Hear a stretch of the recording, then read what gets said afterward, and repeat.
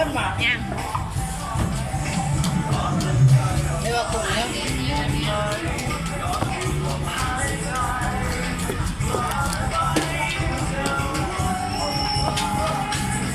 บาทมาเล่นไป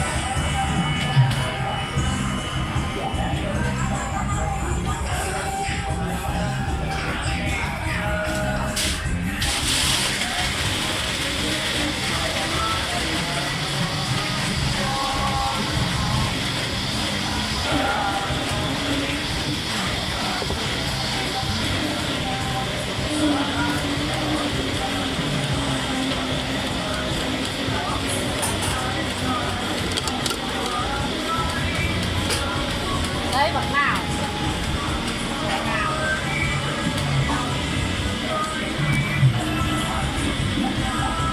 chứ sự bật phổi này พูดแล้วเอาไปใส่ถุงมาใช้เป็นเปียงเหรอเบิร์ด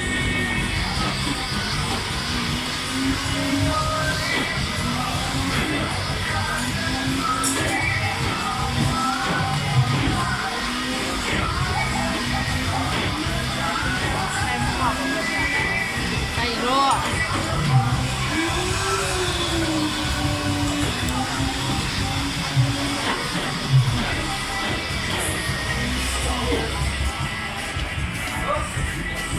แสบมือ ออกส่งๆด้วย แสบมือ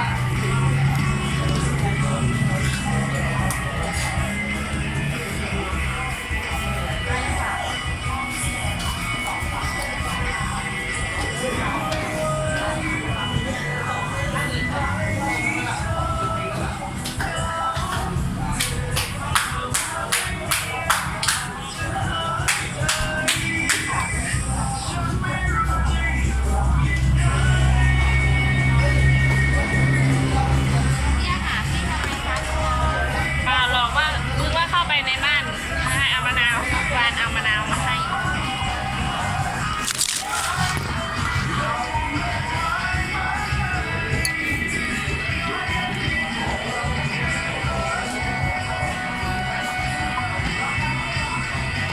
ก็ลืมจองจะเนี่ยลืมเนาะลืมจอง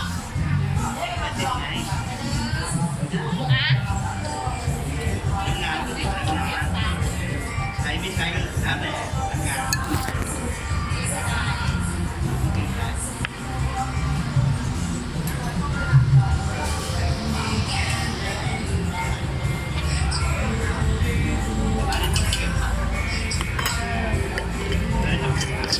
มาล่ะ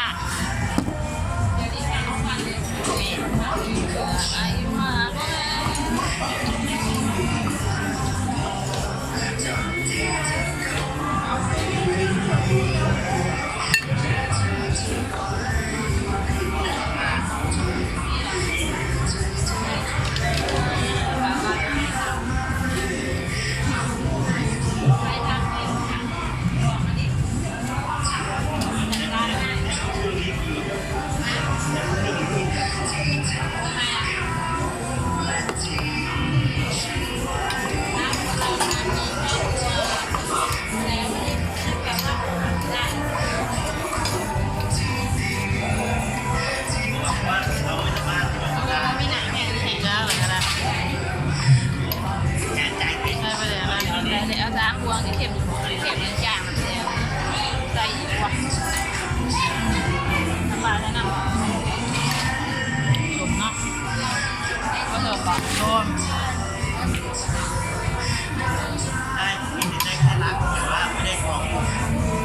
เจ็บปวดแล้วนะ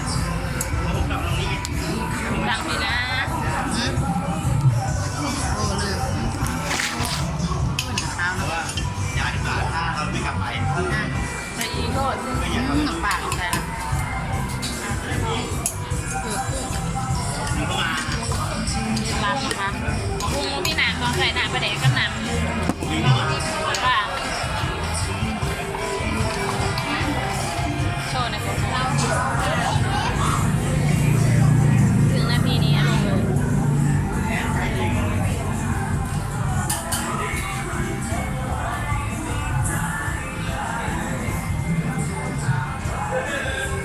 19 ตัวอารมณ์อยู่นะ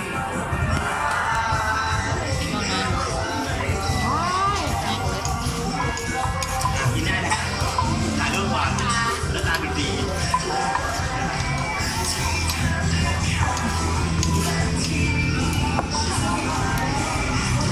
ชีพ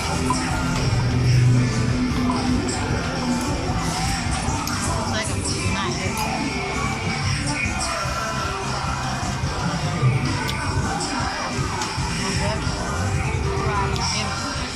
บอกว่าแอปนี้ใช้บริการรับส่งไม่นะ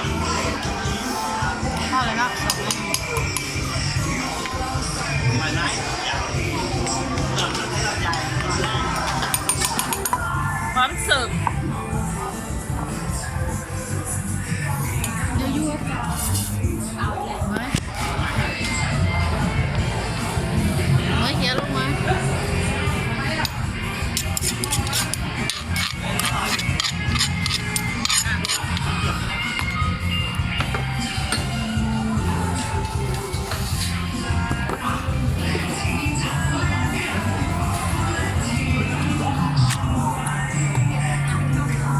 หน้าตา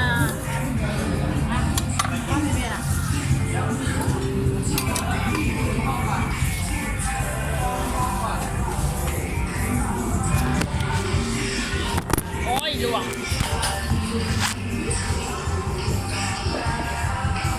มาเลยมาเลยพี่ชามา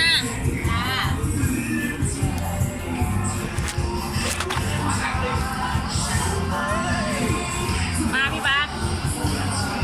อันนี้กินได้ อะไรเหรอดำๆดำ อยากกินช้อนอ่ะ มีขนมจีนด้วยนะ ๆไม่ใช่กุ้งใหม่เหรอ เดี๋ยวเอาให้หลายร้านนะ เอาทุกวันเลย กุ้งเลยตัวใหญ่ นี่